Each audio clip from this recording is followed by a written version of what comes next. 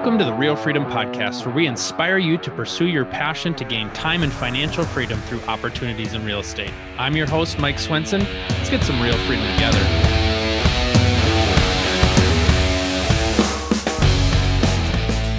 All right, everybody, welcome to another episode of the Real Freedom Podcast, where we talk about building and gaining time and financial freedom through opportunities in real estate.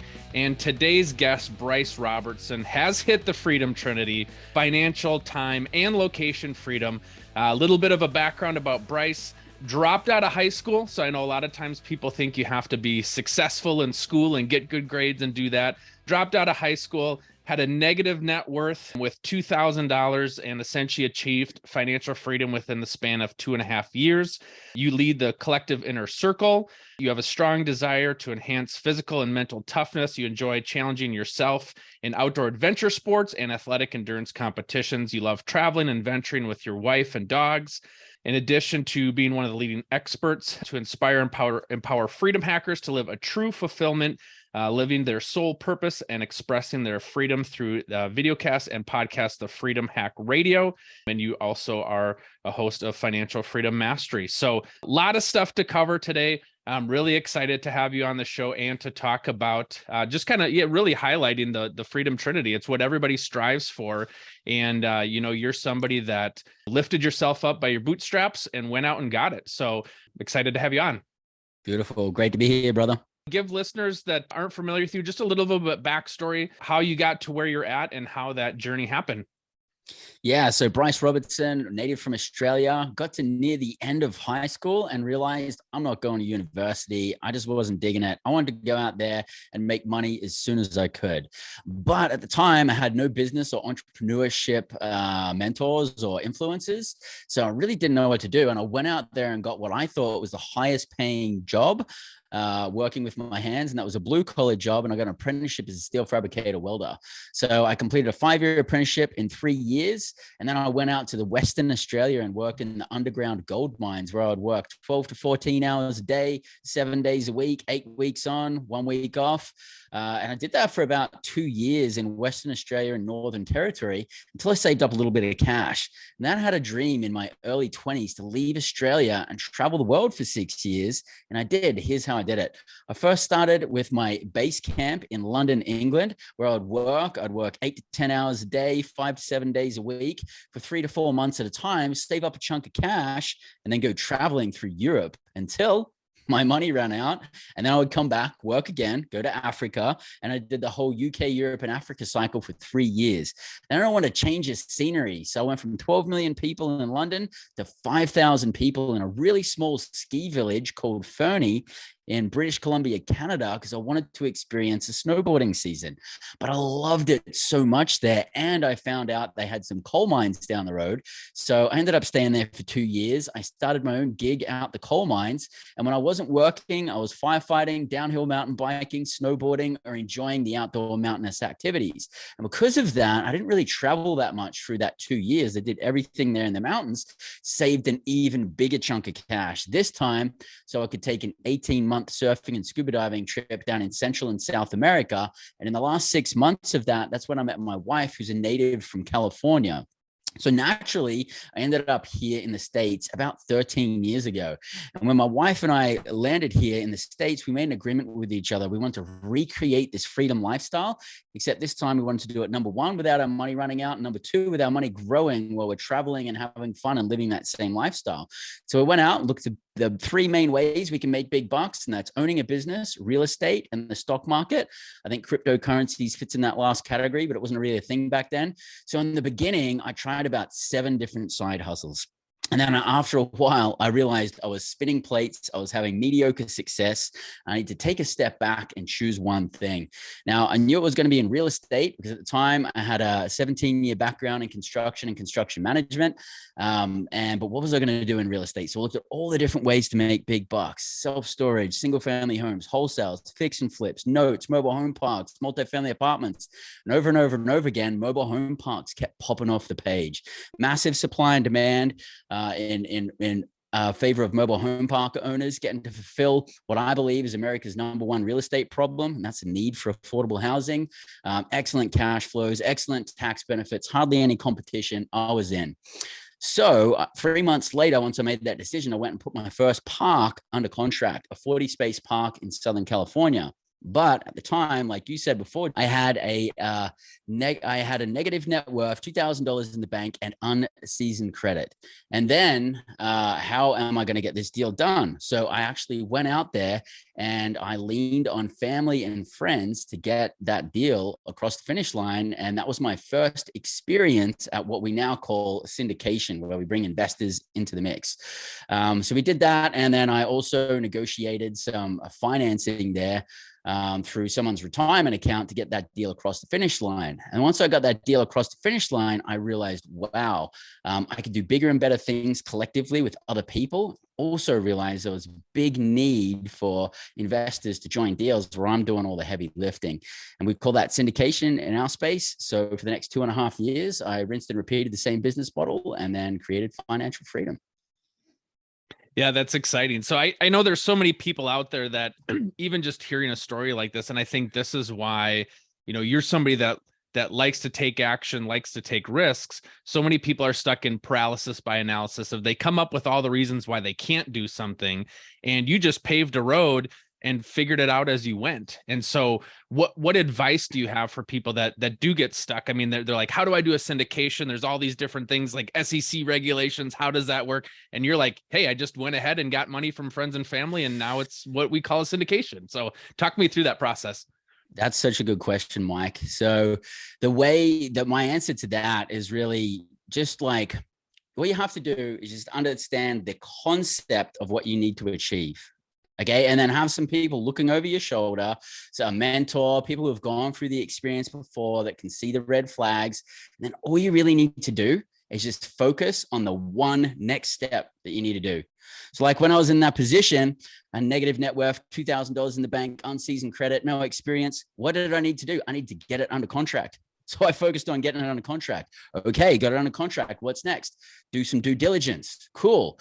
I did the due diligence. What's next? I need money. I need financing. I need investors. So I just did it one step, and then I got the deal done. If I had have actually thought in the beginning, oh my God, how am I going to do this? How am I going to do that? How am I going to do that? I would have taken myself out of the game.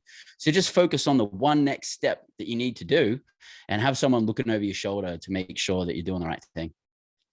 And I love how you just focus on taking that next right step. And I think, yeah, sometimes people get so caught up because they think I've got to think 3, 4, 5 steps ahead to make sure that I don't hit a roadblock. And you're like, just, hey, what's the next step? Okay, I got that done. What's the next step? So finding that balance, because, you talked about get it under contract, do the due diligence, and then find money. A lot of times people might think, well, I've got to find the money first.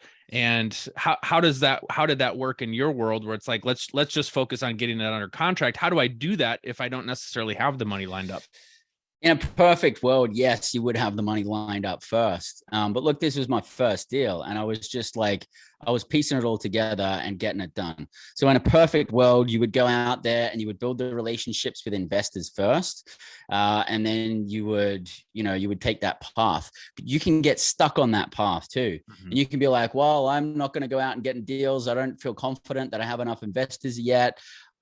Work on them both at once. I'd say work on like building your investor group if you're going to raise capital for deals, and work on putting deals under contract. One of them is going to come first, and then you'll just solve the problem of the other one. In a perfect world, you would have the capital there ready to go first, but don't let that stop you from putting a deal under contract, because unless you got a deal under contract, you don't have anything. Yeah, I mean, really, it's as simple as two things. It's money and deals. And if you have money, you got to go find deals, and vice versa. And so those are the two things that really matter as you continue to grow.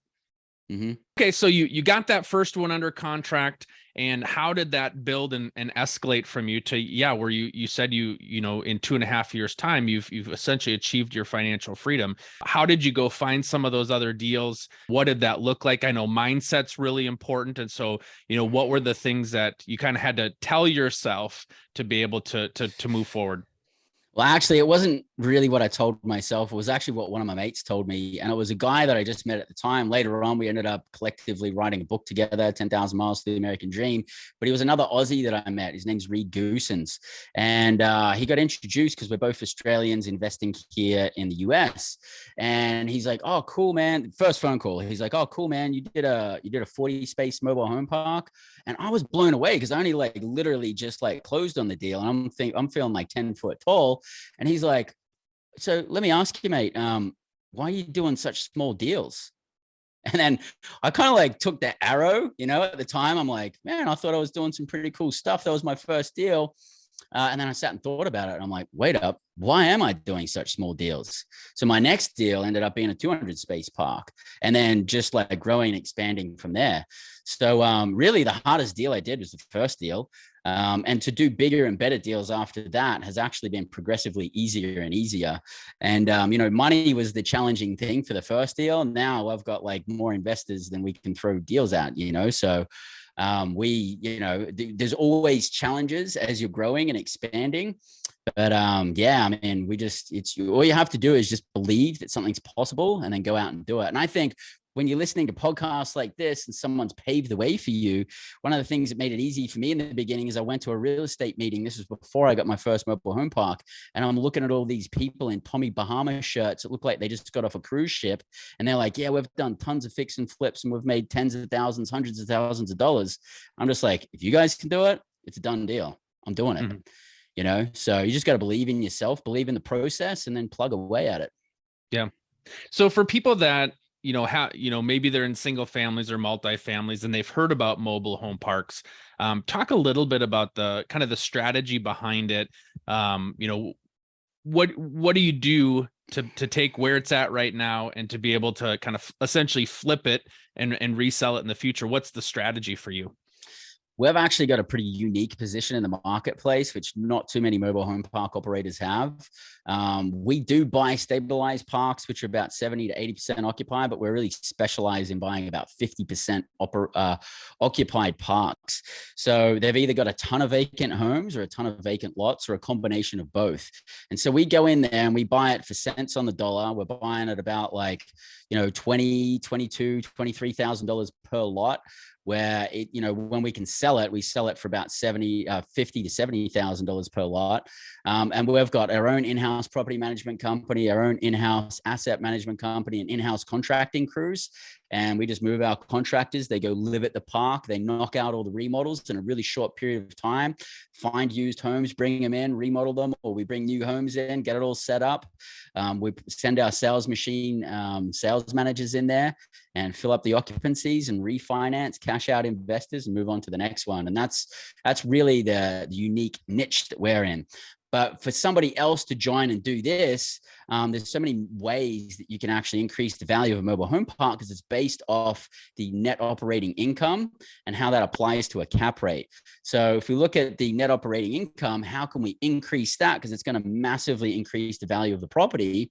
So we can increase our expenses. Wrong way. We can increase our revenue or we can decrease our expenses. And so we go in there and we do both of that at once. So we try and trim all the expenses, get rid of all the fat, just only have the baseline expenses in there that we need.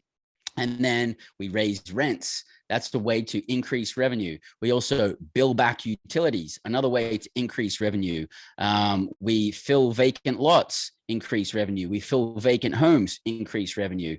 It's really about increasing the occupancy, billing back utilities, increasing the rents, and reducing the expenses. And when you look at how that multiplies, when you have that newly increased net operating income, and then you apply the cap rate to it, I mean, we're talking about making big bucks here. For example, we had a 200 space park that we individually put water meters on. They're all computer read and everything like that. Cost $70-something thousand. Like, let's just round it up and say $80,000 to install these water meters and then bill back the water to tenants.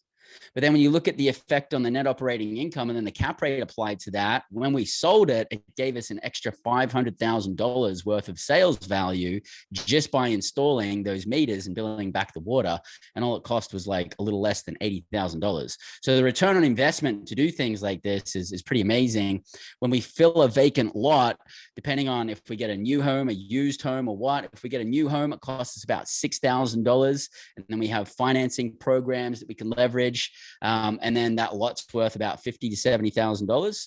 If we do a used home, it's costing us in today's market about $25,000 to fill that lot, get it remodeled and ready for a tenant. But again, on the back end, we can sell the park for about, $50,000 to $70,000 per lot. So you can look at the return on investment on those and then multiply that by how many lots you do on that, on 10 lots, 20 lots, 100 lots, 200 lots. And, you can kind of do the math and figure out what's in it. That's phenomenal. So talk about how that has unlocked, because I do want to make sure we talk about that, the Freedom Trinity here. So talk about how your financial life and then kind of your location life has changed and the doors that's opened as a result of what you've been able to do. Yeah. So, I achieved financial freedom quite a long time ago. And then after that, kept plugging away and working for a while and expanding, because just because you create financial freedom, it doesn't mean you want to stop, right? Mm-hmm. But then I got to 2019. In the beginning of 2019, my wife and I were like, hey, let's go down to Costa Rica. We're going to go surfing for 3 weeks. We might look at some real estate there. Maybe we'll start a backpackers hostel down there or something like that. We were just like exploring. We got down there. We had 10 days there. I got some cool surfing in, but my wife was like, yeah, let's go somewhere else. So she's like, I got these really cool plane flights down to Chile in South America. So cool. We went down to Chile, hiked in Patagonia. Next thing you know, 3 months in South America, spontaneously. We hiked in Patagonia. We went to Michelin star restaurants in Argentina. We surfed in Brazil, jungle treks in Bolivia. It was amazing. Awesome time. And then after 3 months in South America, my wife's like, hey, by the way, I found some really cool flights over to Paris. Let's go hang out in Europe for a little while. So next thing you know, a 3-week trip turned into a spontaneous 6-month, 20-country world tour. While that was happening, I was working about 4 hours a week, still keeping all of the operations going because I've built out the teams. And then also launched a book through that period, the book I mentioned earlier, 10,000 Miles to the American Dream. And then also launched new investments, all while working 4 hours or less. And then granted, true, when I got back, I started working like 80 hours a week for a couple of months to catch up and do a lot of stuff. But that was just an example of living the Freedom Trinity of financial freedom, time freedom, and location freedom, meaning that you can do what you want, when you want, from where you want. And that is true freedom in the material world. I think we could go one layer deeper, because I think true freedom actually comes from within and it's more of a spiritual experience. But talking about the 3D world, I mean, the Freedom Trinity is really the way to go. And it's very tangible and much more accessible in today's environment, where we can really, all I need is my phone and a laptop and game on. If I got an internet connection, I can do this from anywhere all over the world. Now, you had talked about, because you had built up your team and kind of stabilized that provided you the opportunity to do that. So talk through the process of building up a team, kind of getting that piece of the pie stable so that you can go and work 4 hours a week. Yeah. So one of the things you want to look at is the concept of like, how much money am I worth an hour? Okay. And you kind of just look at how much money you're making, divide it by like how many hours you're working. And as an entrepreneur, that number's raising and raising quickly if you're doing it properly.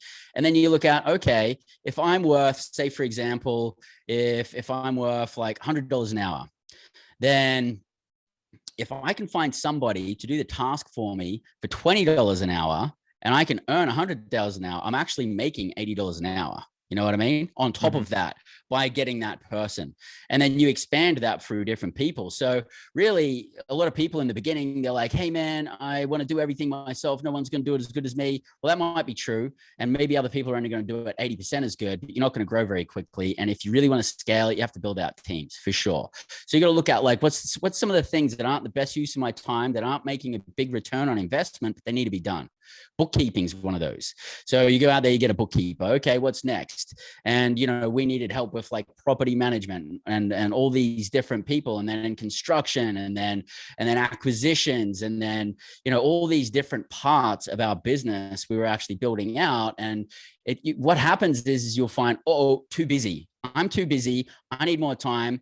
Okay, what can I offload?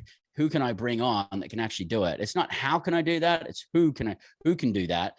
And then you find the right person that's a good fit to do it, train them up, which takes time in the beginning. So you don't get that relief straight away. But once you've trained them up and if you've chosen the right person, then man, you will just go, ooh, that is so cool. Once you do the first one, you're like, man, I want to do 2, I want to do 3, I want to do 4. And then you just keep building and building your team. And then it's always just this ebb and flow of like, okay, yeah, we're getting bigger and bigger. Okay, we need to bring on like 3, 4, 5 more people right now to help with that. And it's kind of a balance between like how much money you're making, how much cash flows are coming in, how can you support these new people that are coming in, how much time do you have? And it's kind of more of an art really than a science. And but so many people, so many small business owners, whether a real estate investor or not, get stuck on that. They don't want to hire people. And if they hire people, they're worried about firing them. Look, if someone's not working out, get rid of them straight away. And then just move on to the next person. And build out your team. And really that's the way to scale. I mean, there's no way you can do this alone and get over that fear of actually building out a team, because it'll be the best thing you ever did. Because ultimately, one thing to add on that is like, what's your ultimate skill set? And you could think about that yourself, Mike, and you could be like, I know that it's like, I am best at doing this particular thing. So you want to free up all of your time so that you can do that one thing and really shine and let other people that specialize in bookkeeping and property management and construction and all these things do their thing while you're focusing on your thing, because that's when you're really going to shine and you're going to get the most out of it. So what was that top thing for you? So as you look at, what's the highest and best use for me and the value that I bring, what do you spend your time on? Yeah, podcasts, speaking on stage, live events, high-level meetings and joint ventures with new business partners, high-level decision-making over like new investments that are coming in and strategizing, and then just high-level like driving the business plan and execution on all the projects that we've got going on. That's really where I spend my time. Yeah. And how did that change? So as you started to get a little bit of momentum, where did you see was your highest and best use networking with people that have money? Is it helping to find deals? Is it helping to put together deals? Kind of how did that grow for you and change and adapt? Throughout the process? Mm-hmm. Yeah, I mean, I just started in the beginning. I started offloading all of the tasks that were not bringing in extra money.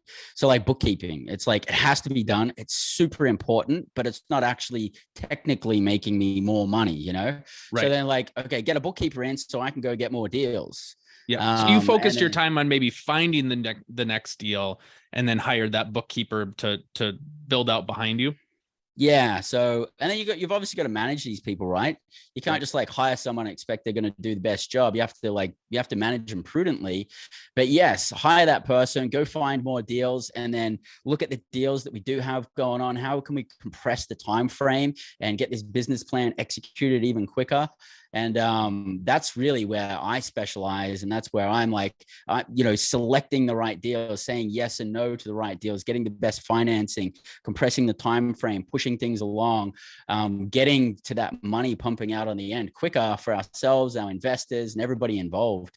And that's, we're all about taking massive action as well. Yeah. And I think, one of the themes that I hear often is, it's about speed, right? Your job is to ramp things up, to move things along as quickly as possible so that you can compress time frames, go find the next deal, go find more investors. And so you're really orchestrating the speed and trying to make that treadmill run faster. Yeah. And I would say that we, toot my own trumpet and everything like that. But I think we do an exceptional job at it. And really it comes down to planning, dude. I think that a lot of people wait until it's time to do something, and then they start like strategizing on it and doing it. We like anticipate things like way ahead, man. So like by the time we are closing on a mobile home park, we've already got everything lined up. Our contractors are ready to move there, live at the park. They already know what they're going to do. We've already bought our materials. We've got everybody lined up. We've got the meters ready to be installed. We're primed and ready to go, and I think perfect preparation is like one of the most important parts to like quick execution. Instead of trying to like figure it out where you go, anticipate it, solve all the problems up front, as many as you can. You're still going to run into problems along the way. But then just like hit the ground running. Whereas so many other people, they're like, oh, okay, I closed. Now I have to think about this and this and this. Like, dude, we did that months ago, and that's why I think we can like do this so quickly. The other key to it, I think, is volume. So if we've got 20 homes to remodel, we could have, and this is what most mobile home park owners have, they'll have a construction crew there, and they'll move from home to home. And then each month they'll remodel a home and lease up a home. And after 20 months, they're complete.